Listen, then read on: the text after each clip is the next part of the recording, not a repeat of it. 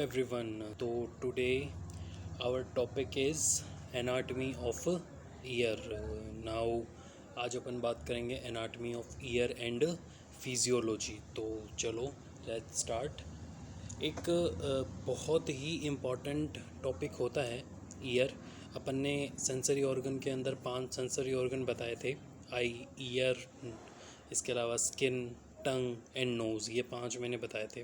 तो उसमें से मैंने बताया था कि आई और ईयर जो है वो तो क्या है अपने टेलेरो रिसेप्टर, और आई को अपन फोटो रिसेप्टर बोलते हैं भाई. ईयर को यहाँ पे अपन ने फोनो रिसेप्टर बोलते हैं. तो आई अपना हो गया था. आज अपन पढ़ लेते हैं year. So let's start with anatomy of year. Year is divided into three main reason. तो ईयर जो है 3 मेन रीज़न में डिवाइडेड रहते हैं. पहला तो है एक्सटर्नल ईयर, दूसरा है मिडल ईयर, और तीसरा है कोई इनर ईयर. ठीक है. तो एनाटमी ऑफ ईयर के अंदर देखो, एक्सटर्नल ईयर के अंदर तो क्या क्या आता है. ऑरिकल. ऑरिकल बोले तो पिन्ना, जो अपना बाहर वाला जो अपन को जो दिखता है उसको अपन बोलते हैं पिन्ना. सेकंड वन है एक्सटर्नल ऑडिटरी कैनाल, और इसको अपन बोलते हैं एक्सटर्नल ऑडिटरी मियाटस या फिर बाह्य श्रवण नलिका. ठीक है. और तीसरा है टिम्पेनिक मेम्ब्रेन या फिर कर्णपटय झिल्ली, जिसको ईयर ड्रम भी बोलते हैं. मिडल ईयर के अंदर आता है ऑडिटरी ऑसिकल्स, या फिर इसको अपन बोलते हैं कर्ण अस्थिकाएँ. अस्थियाँ नहीं, अस्थिकाएँ. Okay. Oval window and eustachian tube. और इनर ईयर के अंदर semi circular canals, vestibule and cochlea. तो ये 3 होते हैं. फिर ये देखिए, ये एक डायग्राम है जो अपन को शो करता है आउटर ईयर, मिडल ईयर और इनर ईयर. तो ये अपन ने पार्ट्स अपन ने बता दिए. इनर ईयर में कोक्लिया, सेमी सर्कुलर कैनाल, और इसमें ऑडिटरी बोन्स हैं मिडल ईयर के अंदर, और यूस्टेकियन बोन है. ठीक है. तो ये सभी प्रेजेंट होती है. आउटर ईयर में तो 2 मोस्ट मेन पार्ट होते हैं. एक तो होता है ये अपना पिन्ना, और दूसरा होता है एक्सटर्नल ऑडिटरी मियाटस. ठीक है. तो चलो सबसे पहले अपन बात करते हैं एक्सटर्नल ईयर की, जिसको अपन आउटर ईयर भी बोलते हैं. एक्सटर्नल ईयर जो होता है 3 पार्ट से मिलकर के बना हुआ होता है, जैसे मैंने बताया ऑरिकल, एक्सटर्नल ऑडिटरी मियाटस, एंड तीसरा है tympanic membrane which is also called the ear drum. ठीक है. तो ऑरिकल क्या है. ऑरिकल जो है एक इलास्टिक कार्टिलेज का बना हुआ फ्लैप होता है जो अपन को बाहर की ओर दिखता है. ठीक है. स्किन के द्वारा कवर होता है. इसकी रिम जो होती है ना, इसको अपन हेलिक्स बोलते हैं. इसका जो नीचे वाला पार्ट होता है इसको अपन लोब्यूल बोलते हैं. Inferior portion is called the lobule. ठीक है. It plays an important role in the localization of the sound. It opens into the external auditory canal. ठीक है. एक्सटर्नल ऑडिटरी कैनाल में जो है ये खुलता है. अब देखो यहाँ पे अपन को सिर्फ 2 ही चीज़ें याद रखनी. एक तो है यहाँ पे हेलिक्स. ठीक है.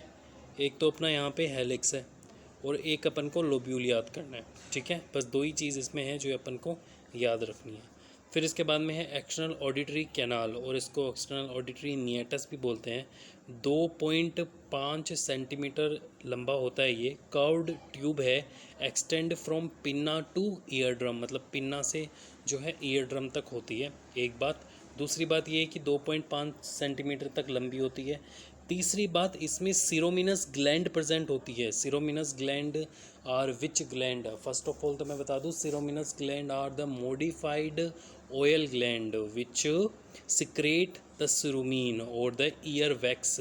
इसी के साथ एक्सटर्नल ऑडिटरी मियाटस के अंदर हेयर रोम भी प्रेजेंट होते हैं. तो जो हेयर रोम होते हैं और प्लस जो ये ईयर वैक्स है वो डस्ट पार्टिकल से अपनी जो है ईयर की प्रोटेक्शन करते हैं. ठीक है. ये एक डायग्राम हो गया. एक्सटर्नल ऑडिटरी कैनाल, इसको अपन मियाटस भी बोलते हैं. कैनाल और मियाटस सेम है. टिम्पेनिक मेम्ब्रेन वही, ऑरिकल, सेमी सर्कुलर कैनाल. ठीक है. चलो टिम्पेनिक मेम्ब्रेन एक कर्णपटय झिल्ली, ईयर ड्रम भी बोलते हैं. ये जो है एक्सटर्नल ऑडिटरी कैनाल जो है वो एंड्स होती है टिम्पेनिक मेम्ब्रेन पर. ठीक है. इसीलिए इसको ईयर ड्रम कहते हैं, या it is also called the ear drum. Ear drum ऐसा होता है क्योंकि देखो, जो बाहर से आने वाली जो साउंड्स है ना, बाहर से आने वाली साउंड ऑरिकल से होते हुए वो कहाँ तक जाएगी, मतलब एक्सटर्नल ऑडिटरी मियाटस से होते हुए वो कहाँ पर पहुँचेगी. एक दाब सा, जैसे ड्रम पे या ढोल पे ऐसे धम सा दाब सा लगता है ना, वैसे ही सेम ऐसे ऐसे प्रेशर सा डालते हैं जिससे जैसे ड्रम पर प्रेशर डालते हैं ना, वैसे ही सेम साउंड जो है इस टिम्पेनिक मेम्ब्रेन पर प्रेशर डालती है, इसीलिए इसको ईयर ड्रम भी बोलते हैं। ये जो होती है ना, ये एक तरफ से तो कहाँ कैसे स्किन से घिरी हुई रहती है, और दूसरी साइड से जो मिडल ईयर वाला इसका साइड है वहाँ पे ये म्यूकस मेम्ब्रेन से रहती है। तो ये एक स्किन रूपी एपिडर्मिस अपन इसको बोलते हैं। तो ये एक बहुत इंपॉर्टेंट लाइन है कि बाहर वाला जो साइन है वो तो स्किन से रहता है, और जो अंदर वाला जो मिडल ईयर वाला साइन है वो जो सरफेस है उस पर म्यूकस मेम्ब्रेन प्रेजेंट होती है। तो ये थोड़ा सा ध्यान रख के चलना है, ठीक है।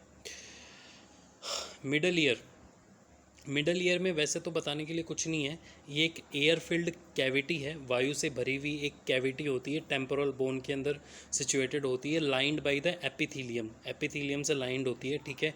इसमें तीन मेन चीज़ प्रेजेंट होती है। एक तो होता है ऑडिटरी ऑसिकल्स, है ना, ऑडिटरी ऑसिकल्स प्रेजेंट है, ओवल विंडो प्रेजेंट होती है और यूस्टेकियन ट्यूब प्रेजेंट होती है।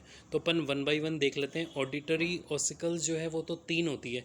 Every year contains 3 auditory ossicles. First one is Méliès, जो कि हैमर शेप होती है, इंपॉर्टेंट लाइन है, मेलियस हैमर शेप होती है। दूसरी है इंकस, जो एनविल शेप होती है, और तीसरी है स्टेपीज, जो स्ट्रिप शेप होती है, ठीक है। तो अपन को थोड़ा सा याद रख के चलना है, ठीक है। ओवल विंडो से क्या कनेक्टेड रहती है? स्टेपीज, ठीक है। The oval window is the intersection of the middle ear with the inner ear, ठीक है, and directly connected with the stapes, ठीक है। तो मिडल ईयर मतलब ये जो अपनी फेनेस्ट्रा ओवेलिस इसको एक्चुअल में बोलते हैं, ओवल विंडो को फेनेस्ट्रा ओवेलिस भी बोलते हैं। उसके जस्ट नीचे फेनेस्ट्रा रोटेंडस होती है, ठीक है। तो ये अपन को याद रखना है। उसको अपन राउंड विंडो भी बोलते हैं। यहाँ पे अलग नाम दिया हुआ है, फेनेस्ट्रा कोकेलाई लिखा हुआ है, लेकिन इसको अपन फेनेस्ट्रा रोटेंडस भी बोलते हैं, ठीक है। और ओवल विंडो को फेनेस्ट्रा ओवेलिस भी बोलते हैं, ठीक है। तो जो स्टेपीज होती है वो फेनेस्ट्रा रोटेंडस से जुड़ी हुई रहती है, एंड देन जो फेनेस्ट्रा ओवेलिस से जुड़ी रहती है, एंड देन जो फेनेस्ट्रा ओवेलिस है वो आगे जा कर के कहाँ पे, इंटरनल ईयर के अंदर खुलती है, और उसका वहाँ पे कौन सा पार्ट होता है? स्केला वेस्टिबुलाई, ठीक है। तो ये अपन को थोड़ा सा याद रखना है, ठीक है। By the time of the vibration reach the oval window have been amplified over the 10 times. तो एक अपन को ये चीज़ याद रखनी है कि जो ये जो ऑडिटरी ऑसिकल्स होती है ना, ये जो अपनी साउंड की वाइब्रेशन है उसको 10 टाइम्स इंक्रीज कर देती है, ठीक है। तो ये अपन को थोड़ा सा ध्यान रखना। यूस्टेकियन ट्यूब, अच्छा यूस्टेकियन ट्यूब का तो सीन सिंपल सा यही है, इसमें इतना याद नहीं करना कि यूस्टेकियन ट्यूब जो है वो मिडल ईयर को नेजोफेरिंग्स, या एनसीईआरटी में लिखा हुआ है ओनली फेरिंग्स से जोड़ती है। It connects the middle ear to the nasopharynx और द फेरिंग्स, ठीक है।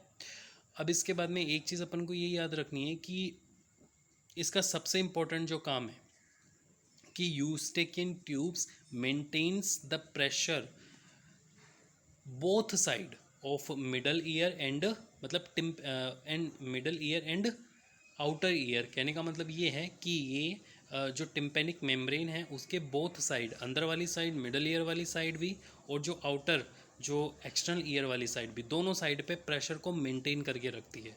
अपन को याद रख के चलना है, ठीक है। ठीक है, तो ये डायग्राम से थोड़ा सा बताया हुआ है कि यूस्टेकियन ट्यूब जो है वो फेरिंग्स पे जा रही है, और ये ईयर ड्रम है, और ये मिडल ईयर। एक्चुअल में मिडल ईयर में वैसे हड्डियों के अलावा, तीनों हड्डियों के अलावा कुछ होता ही नहीं है, एयर फिल्ड कैविटी होती है, ठीक है। तो next inner ear, very very important part है। इसको इनर ईयर को लेबरिंथ भी बोलते हैं। तो ये इसका एक अल्टरनेटिव क्वेश्चन होता है कि labyrinth is also called as external ear, middle ear, inner ear, और जो भी फोर्थ ऑप्शन नन या ऑल ऑफ द अबव बोलेगा तो इसमें इंटरनल ईयर आएगा। एंड मे बी शायद AIPMT 2015 का क्वेश्चन भी है ये कि लेबरिंथ किसको बोलते हैं, ठीक है। लेबरिंथ को अपन दो पार्ट्स में डिवाइड करते हैं। पहला तो होता है आउटर बोनी लेबरिंथ, और सेकंड वाला होता है इनर मेम्ब्रेनस लेबरिंथ। हिंदी में बोले तो अस्थिल लेबरिंथ, और दूसरा हो जाएगा अपना झिल्लीदार लेबरिंथ, ठीक है। अब इसके बाद में इनर ईयर को, चलो on outer bony labyrinth consist 3 parts, है ना, 3 पार्ट्स से मिलके बना हुआ होता है। पहला होता है सेमी सर्कुलर कैनाल, दूसरा है वेस्टिब्यूल, और तीसरा है कोक्लिया। अच्छा, आउटर जो बोनी लेबरिंथ होता है वो भरा हुआ रहता है किससे? पैरेलिम्फ से, और जो इनर मेम्ब्रेनस लेबिरिंथ है वो एंडोलिम्फ से भरा हुआ रहता है, और इसके दो पार्ट होते हैं फर्दर। पहला होता है यूट्रिकुलस और दूसरा होता है सेकुलस। तो ये अपन को याद रखना है। इनर मेम्ब्रेनस लेबिरिंथ के दो पार्ट, पहला होता है यहाँ पे यूट्रिकुलस और दूसरा होता है सेकुलस। और ये आउटर बोनी लेबिरिंथ के तीन पार्ट हैं, एक है सेमी सर्कुलर कैनाल, एक है वेस्टिब्यूल और तीसरा है कोक्लिया। ठीक है,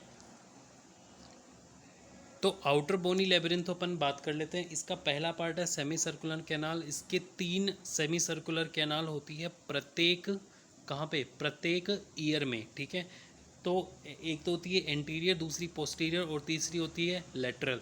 अच्छा, ये जो होती है ना एक दूसरे से 90 डिग्री के एंगल पे होती है और डिफरेंट प्लेन में होती है। ये इंपॉर्टेंट लाइन है कि all the semi circular canals are situated on the different planes at the 90 degree angle with each other, है ना। तो ऐसे थोड़ा सा याद रखना है, रेक्टेंगल पे सिचुएटेड रहती है एक दूसरे से। ठीक है, anterior and posterior are vertically oriented, lateral is horizontally. तो ये तुम इसमें देख सकते हो कि एंटीरियर और पोस्टीरियर एक दूसरे के वर्टिकल रहती हैं, और जो लेटरल है वो हॉरिजॉन्टल रहती है इन दोनों के। लेकिन तभी तो ये देखो 90 डिग्री होंगी ना एक दूसरे से, और अलग अलग प्लेन में रहती है। ठीक है, अच्छा एक वर्ड आता है यहाँ पे एम्फुला।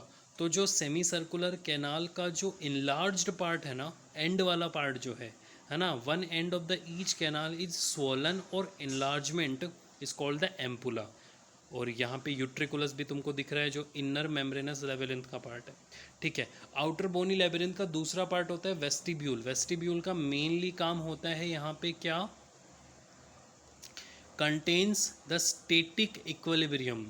ये जो है वो रिसेप्टर रखता है अपने स्टैटिक जो इक्विलिब्रियम है को बनाए रखने के लिए।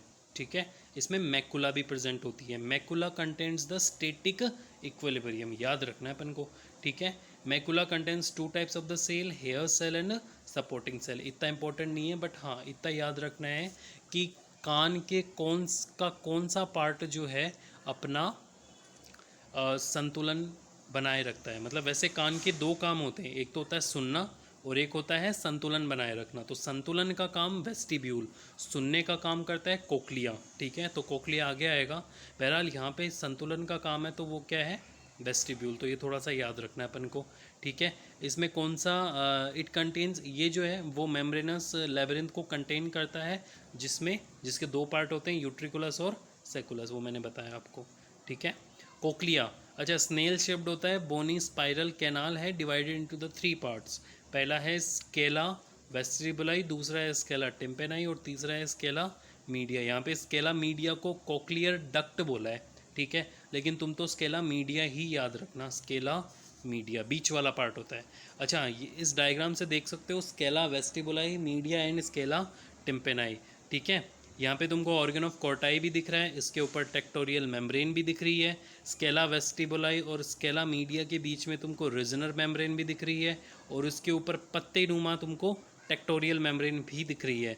बेसिलर मेम्ब्रेन जो है वो ऑर्गन ऑफ कोर्टाई के नीचे है। तो इन तुमको सिचुएशन याद रखनी है। ठीक है, स्केला ऑफ वेस्टिबुलाई के अंदर पेरिलिम्फ रहता है, स्केला ऑफ मीडिया के अंदर एंडोलिम्फ रहता है, और जो स्केला ऑफ टिम्पेनाई है उसके अंदर भी पेरिलिम्फ रहता है। तो ये पूछ सकता है डायग्राम से क्वेश्चन। ठीक है, कि स्केला वेस्टिबुलाई और स्केला मीडिया के बीच में कौन सी मेम्ब्रेन है, या ये किसके द्वारा पृथक होते हैं या डिफरेंशिएट रहते हैं। तो वो अपन को याद रखना है रिजनर मेम्ब्रेन।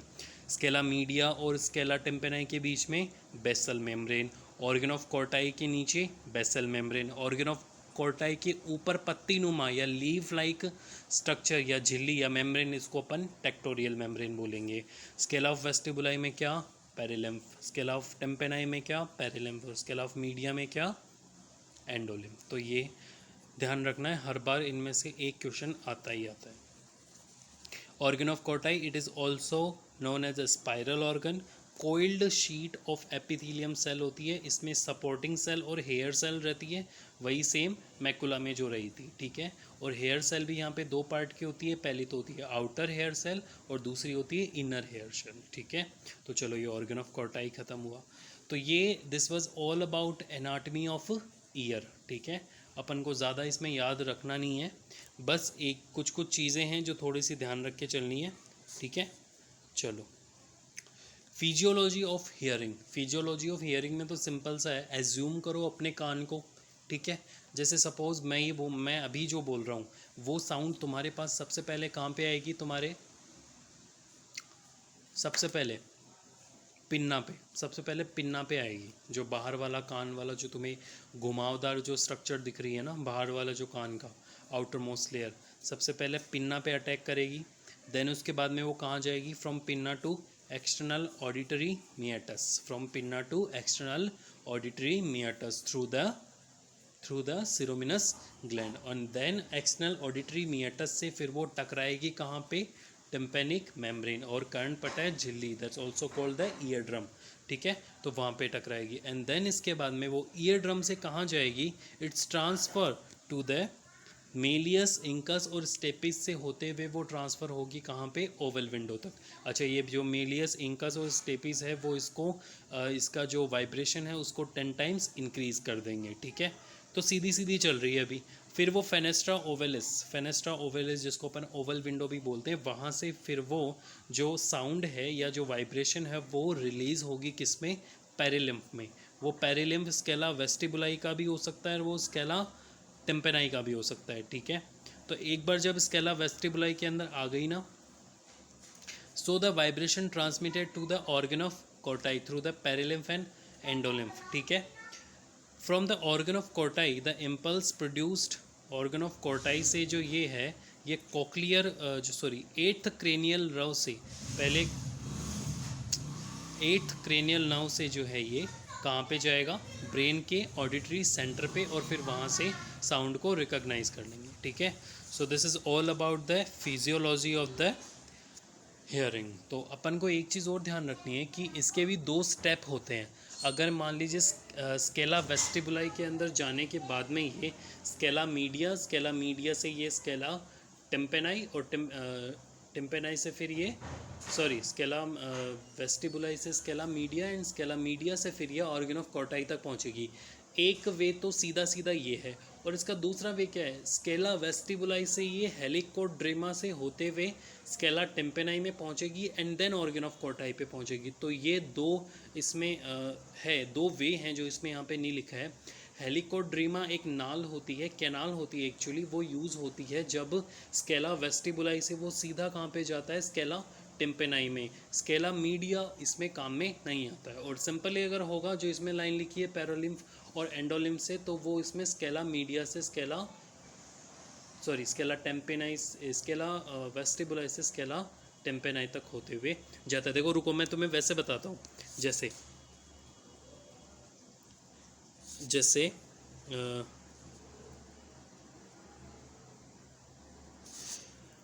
हेलिकोड्रीमा, जैसे सिंपल जैसे उसमें बोला ना, पेरिलिम्फ और एंडोलिम्फ से होते हुए तो स्केला वेस्टिबुलाई से scala media and then organ of Corti तक जाएगा, ठीक है। वरना अगर हेलिकोड्रीमा नाल जो यहाँ पे प्रेजेंट होती है तो उसका अगर यूज़ होगा तो वो स्केला वेस्टिबुलाई से scala tympani and then organ of Corti ऐसे जाएगा, ठीक है। तो थोड़ा सा ध्यान रखना अपन को।